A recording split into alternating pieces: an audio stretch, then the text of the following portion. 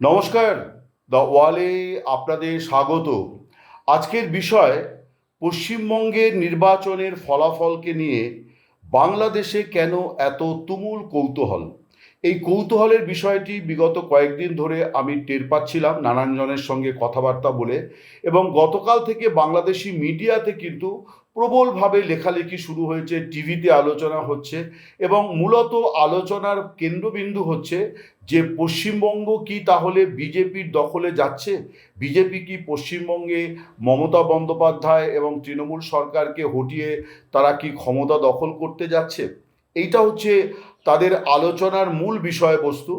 খুব সঙ্গত কারণে পশ্চিমবঙ্গের মানুষের মধ্যেও একই প্রশ্নের উত্তর তারা খুঁজছেন এবং একই প্রশ্নের উত্তরের অপেক্ষায় তারা আছেন, যেটা আগামীকাল 4 তারিখ সকাল থেকে গণনার পর আস্তে আস্তে দুপুরের মধ্যে স্পষ্ট হয়ে যাবে যে কারা আগামী দিনে পশ্চিমবঙ্গে সরকার করছে।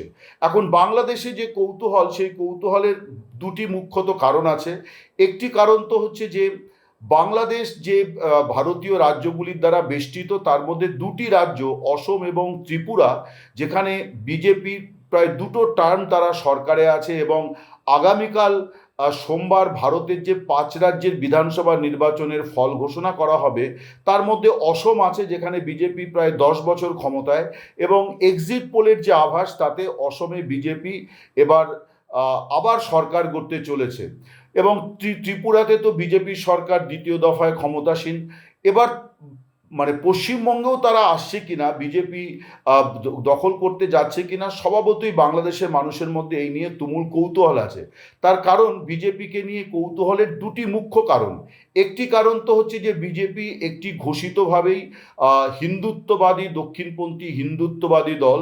অন্যদিকে বাংলাদেশ, সেখানে জনসংখ্যার 92% ইসলাম ধর্মাবলম্বী, অর্থাৎ মুসলিম সংখ্যাধিক্যের দেশ। তাই শুধু নয়, তার সংবিধানেও ইসলামকে রাষ্ট্রধর্ম ঘোষণা করা আছে।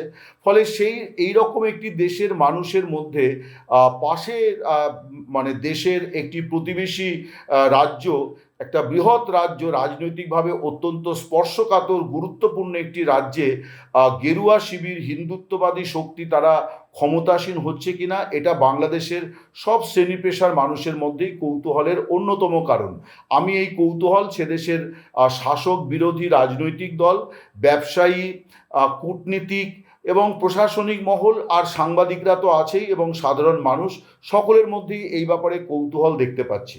দ্বিতীয় কারণটি হচ্ছে যে বিজেপির ঘোষিত এজেন্ডা, অর্থাৎ তারা যে বাংলাদেশি অনুপ্রবেশকারীর অভিযোগ করে থাকে, এবং তারা বলেওছে যে প্রায় 1 কোটি অনুপ্রবেশকারীকে তারা বিতরণ করবে ক্ষমতায় আসতে পারলে।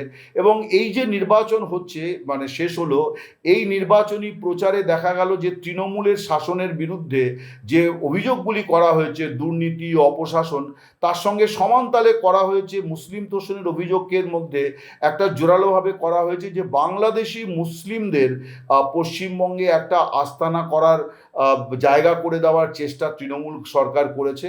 এই অভিযোগ বিজেপি অতীতে সিপিএম সরকার সম্পর্কেও করত। এখন এই দুটি কারণে একটা বড় কৌতূহল আছে। আর একটা কৌতূহল হচ্ছে যে বাংলাদেশের সংখ্যালঘু সমাজ, তাদেরও বহু মানুষ, সাংবাদিক থেকে শুরু করে বিভিন্ন শ্রেণী পেশার মানুষ, তারাও জানতে আগ্রহী যে নরেন্দ্র মোদীর দল সেখানে সরকার গড়ছে কিনা। তার কারণ নরেন্দ্র মোদীকে কেন্দ্র করে ঘিরে বাংলাদেশের সংখ্যালঘু হিন্দুদের মধ্যে কিন্তু এক ধরনের বিশেষ কৌতূহল, যেটা অতীতে ছিল না, সেটা তৈরি হয়েছে। এবং তারা মনে করছেন যে যদি পশ্চিমবঙ্গে বিজেপি ক্ষমতায় আসে, তাহলে বাংলাদেশে তাদের অবস্থানের খানিকটা গুণগত পরিবর্তন হতে পারে। অর্থাৎ প্রতিনিয়ত তারা যে নিপীড়ন, নির্যাতন, সন্ত্রাসের শিকার হচ্ছেন, সেখান থেকে খানিকটা হলেও তারা নিস্তার পেতে পারেন। যদিও এই ধারণা কতটা যৌক্তিক, বা এই যে 2014 থেকে নরেন্দ্র মোদী সরকার দিল্লিতে ক্ষমতাসীন, এবং বাংলাদেশের প্রতিবেশী দুটি রাজ্যে প্রায় 10 বছর তারা ক্ষমতাসীন, অসম এবং ত্রিপুরা, তার ফলে বাংলাদেশের সংখ্যালঘু, বিশেষ করে হিন্দু সমাজের কতটুকু কি লাভ হয়েছে, এ নিয়েও কিন্তু প্রশ্ন আছে। তবু আমি দেখেছি সে দেশের কিছু সংখ্যক মানুষ, বিশেষ করে যারা সমাজে একটু প্রভাবশালী, বিত্তশালীও বটে, তাদের মধ্যে এই ব্যাপারে কৌতূহল আছে, এবং সেই কৌতূহলের মধ্যে একটা প্রত্যাশাও আছে যে বিজেপি আসুক পশ্চিমবঙ্গে। অর্থাৎ তারা চাইছেন বিজেপি যেন পশ্চিমবঙ্গে সরকার গঠন করতে পারে। এখন আমি যে আলোচনাটা করতে চাই সেটি তো হচ্ছে যে এই যে দুটি প্রশ্নকে কেন্দ্র করে মানে কৌতূহল, কিন্তু রেজাল্ট কি হলে পরে কি হবে, বাংলাদেশের রাজনীতিতে এর কি প্রভাব পড়বে, সমাজ অর্থনীতিতে এর কি প্রভাব পড়বে, এই বিষয়টাও খানিকটা কিন্তু আলোচনা করে নিতে চাই। আমার যেটা মনে হয় যে এক্ষেত্রে বিএনপি সরকার এবং জামায়াতে ইসলামী তারা বিরোধী দল, অন্যদিকে এই মুহূর্তে কার্যক্রম নিষিদ্ধ আওয়ামী লীগ, এই যে তারা কার্যক্রম নিষিদ্ধ হলো, বাংলাদেশের রাজনীতিতে তারা ভেরি মাছ আছে, যথেষ্ট সংখ্যায় আছে। ফলে এই তিনটে দলের রাজনৈতিক সমীকরণটা কি হতে পারে পশ্চিমবঙ্গে বিজেপি সরকার গড়লে বা না গড়তে পারলে, এই বিষয়টা নিয়ে খানিকটা আলোচনা করি। আমি প্রথমে আলোচনা করি যে বিএনপি সরকারকে নরেন্দ্র মোদীর সরকার স্বাগত জানিয়েছে এবং তারা বলেছে যে তারা এই সরকারকে সামনে রেখে বাংলাদেশের সঙ্গে একটা সুসম্পর্ক গড়ে তুলতে চায়। নরেন্দ্র মোদী অনেকটা উপযাজক হয়ে তারেক জিয়াকে সাধুবাদ দিয়েছেন, অভিনন্দন দিয়েছেন এবং আশাবাদ ব্যক্ত করেছেন যে তার নেতৃত্বে একটা নতুন বাংলাদেশ গড়ে উঠবে এবং সেই বাংলাদেশের সঙ্গে ভারতের একটা সুসম্পর্ক তৈরি হবে। অন্যদিকে মমতা বন্দ্যোপাধ্যায় তিনিও কিন্তু তারেক রহমানকে শুভেচ্ছা জানিয়েছেন। আমার খেয়াল পড়ছে না যে মমতা বন্দ্যোপাধ্যায় এর আগে কখনো খালেদা জিয়ার কোনো নির্বাচনী সাফল্যের ক্ষেত্রে এই ধরনের শুভেচ্ছা বার্তা বা এরকম কিছু দিয়েছিলেন কিনা, কিন্তু তিনি কিন্তু এবারে তারেক রহমানের যখন তিনি প্রধানমন্ত্রী অর্থাৎ তার দল যখন বিজয়ী হলো তখন তিনিও শুভেচ্ছা জানিয়েছেন। এখন তার মানে পশ্চিমবঙ্গে তৃণমূল ক্ষমতায় থেকে গেলে বা তৃণমূল ক্ষমতায় না থাকলেও রাজ্যের যে দুটি গুরুত্বপূর্ণ দল যারা এই নির্বাচনে পরস্পরের বিরুদ্ধে সবচেয়ে জোরালোভাবে লড়াই করেছে এবং একে অপরকে মানে মানে আসন দখলের চেষ্টা করেছে, ক্ষমতা দখলের লড়াইয়ে লিপ্ত ছিল, সেই দুটি দলের সঙ্গেই মোটের উপর তারেক রহমানের সরকারের একটা এবং বিএনপির একটা এখনো পর্যন্ত সুসম্পর্ক আছেই বলা যাবে। তার কারণ সবে এই সরকারটা অর্থাৎ বাংলাদেশের সরকারটা যাত্রা শুরু করেছে, এত তাড়াতাড়ি সম্পর্কের অবনতির বিষয়ও হয় না, আবার আকাশকুসুম উন্নতিও হয় না, কিন্তু শুভ সূচনা একটা হয়েছে। এবার বিজেপি এখানে ক্ষমতায় এলে তারা কি ধরনের কর্মসূচি নেবে তার ওপর আবার তারেক রহমানের সরকার এবং বিএনপির প্রতিক্রিয়া নির্ভর করবে। যেমন বিজেপি যে কথা বলেছে যে অনুপ্রবেশের সমস্যা, সেই সমস্যাকে যদি সত্যি তারা মোকাবিলা করার জন্য পুশব্যাক বা অন্য কোনো মেকানিজম নেয় তাহলে তারেক রহমানের সরকারের পক্ষেও খুব বেশি দিন চুপ করে বসে থাকা হয়তো সম্ভব হবে না।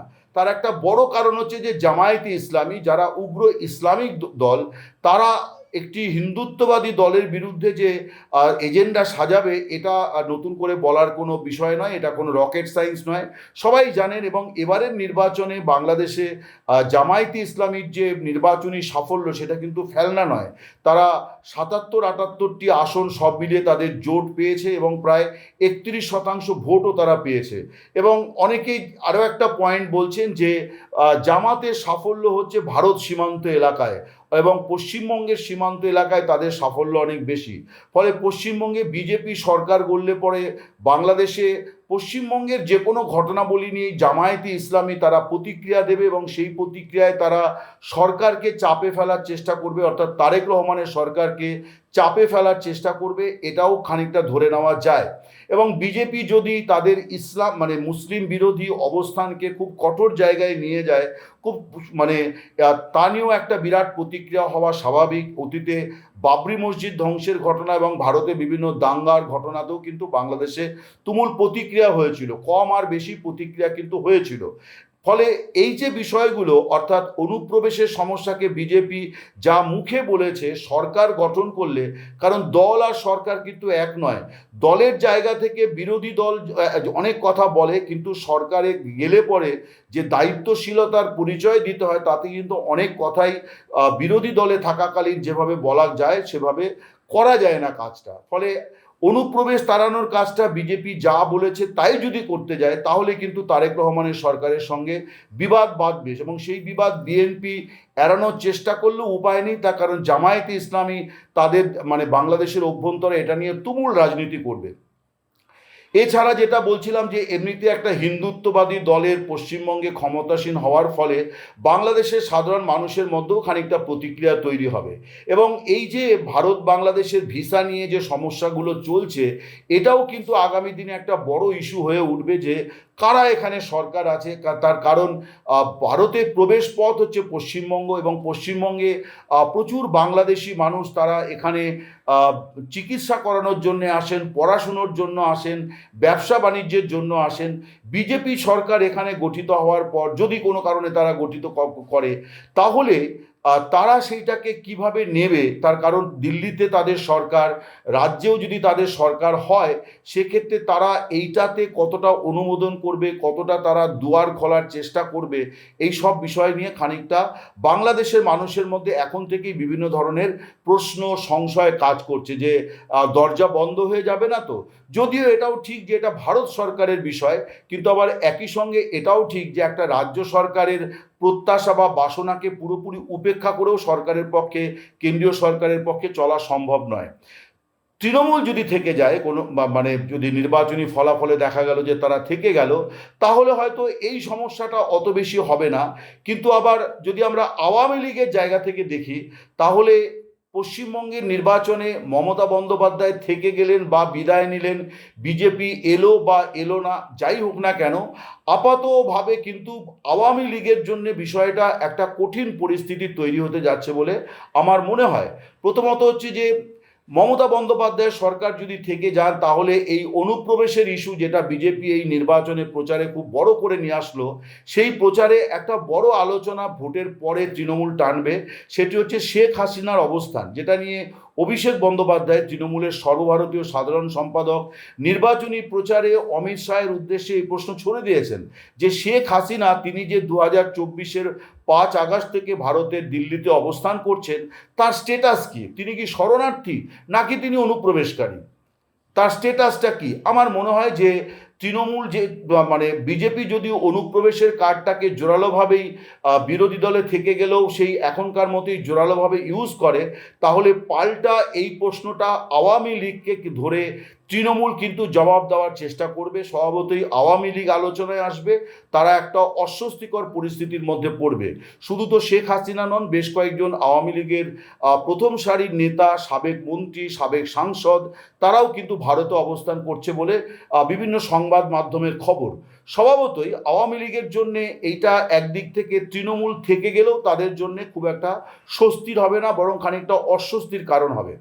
আবার বিজেপি যদি আসে, তাহলে সেই অস্বস্তি অনেক বেশি হতে পারে যদি বিজেপি অনুপ্রবেশের ইস্যুটাকে জোরালোভাবে সামনে আনে, এবং যদি তারা মুসলিম বিরোধিতার বিষয়টিকে জোরালোভাবে সামনে আনে, এবং এমন কোনো কর্মসূচি নেয় যেখানে যেটা সংখ্যালঘু অর্থাৎ পশ্চিমবঙ্গের সংখ্যালঘু মুসলিম সমাজের বিরুদ্ধে যাচ্ছে, বা কোনো নিপীড়ন নির্যাতনের ঘটনা যদি কখনো ঘটে, তখন ভারতের আতিথেয়তা থেকে আওয়ামী লীগের পক্ষে এই ঘটনাগুলির বিরোধিতা করা অত্যন্ত কঠিন হবে।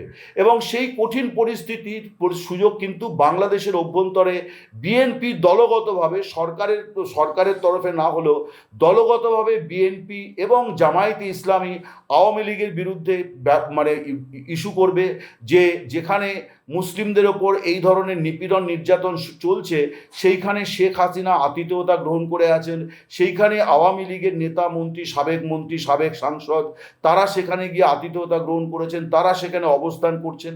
এই বিষয়গুলো সব মিলিয়ে কিন্তু আওয়ামী লীগের জন্য অত্যন্ত অত্যন্ত অস্বস্তিকর একটা পরিস্থিতি তৈরি হবে। অর্থাৎ মমতা বন্দ্যোপাধ্যায় থেকে গেলেন বা বিজেপি ক্ষমতায় এলো, দুটোর যাই হোক না কেন, আওয়ামী লীগের জন্য এই গোটা বিষয়টা কিন্তু অত্যন্ত অস্বস্তিকর হতে যাচ্ছে বলে আমার মনে হয়। এছাড়া বিজেপি এলে পরে তারা সীমান্ত বাণিজ্য, দুদেশের মানুষের যাতায়াত, এই যে বিষয়গুলি, এই বিষয়গুলিকে কিভাবে নেবে, একজন রাজ্য সরকারের তরফ থেকে দল কি ধরনের মানে পদক্ষেপ করবে, এই বিষয় নিয়েও মানুষের মধ্যে কৌতূহল চর্চা আছে। যদিও আমার ব্যক্তিগতভাবে মনে হয় যে এমন কোনো পরিস্থিতি হয়তো তারা শুরুতেই করবে না, যদি তারা ক্ষমতায় আসে, অন্তত শুরুতেই তারা এটা করবে না যদি না তাদের নির্বাচনী মানে ইকুয়েশন, সমীকরণ প্রবলভাবে ধাক্কা খায়, তাহলে আর 5টা সরকারের মতোই তারা সরকার পরিচালনা করবে। কিন্তু যদি নির্বাচনী ইকুয়েশন কোনো কারণে ধাক্কা খায় মনে হচ্ছে, বা বিরোধী দলে গিয়ে তৃণমূল পাল্টা বিজেপির বিরুদ্ধে অনুপ্রবেশকারীদের সঙ্গে আপোষ করার অভিযোগ তোলে, তখন বিজেপি সরকারকেও কিন্তু হাত গুটিয়ে বসে থাকলে চলবে না। ফলে অনেক রকম ইফস অ্যান্ড বাটস যদি কিন্তু এই সমস্ত কিছু কিন্তু এবারের নির্বাচনকে কেন্দ্র করে আছে, পশ্চিমবঙ্গের এবারের নির্বাচনকে কেন্দ্র করে আছে, যে কারণে বাংলাদেশে তুমুল কৌতূহল আছে যে পশ্চিমবঙ্গে সোমবার ইভিএম খোলার পর ফাইনালি রেজাল্টটি কি হবেন, অর্থাৎ দিদি থেকে যাবেন নাকি দাদার দল ক্ষমতায় আসবে। এই যে বিষয়টি, এই প্রথম যে একটি প্রশ্নের উত্তর পশ্চিমবঙ্গের যে মানুষ ভোট দিয়েছেন, যে মানুষ ভোট দেননি, রাজনীতি সচেতন মানুষ, তারা জানতে চাইছেন, ভারতবাসী জানতে চাইছেন। একই প্রশ্নের উত্তরের অপেক্ষায় আছেন প্রতিবেশী দেশ বাংলাদেশ। নমস্কার, শুভরাত্রি, সকলে ভালো থাকবেন।